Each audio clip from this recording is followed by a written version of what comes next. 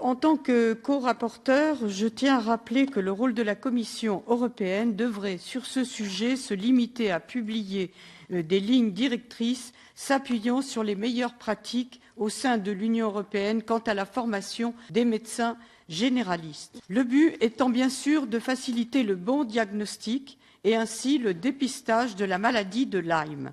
De même, des lignes directrices pourraient être publiées pour mieux informer sur le degré de fiabilité des tests sérologiques et des traitements non conventionnels de la maladie.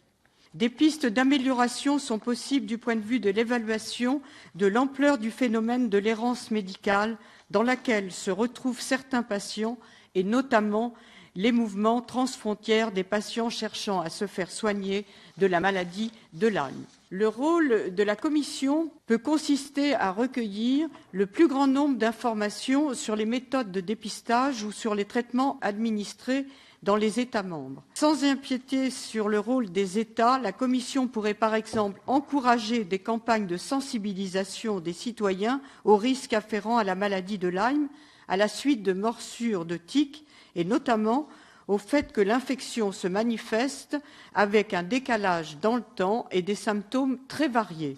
Enfin, il faut demander à la Commission, en toute transparence, de rendre des comptes aux États membres sur les conclusions scientifiques faisant suite à l'investissement de plusieurs millions d'euros dans la recherche sur la maladie de Lyme et dans l'élaboration d'un vaccin contre celle-ci.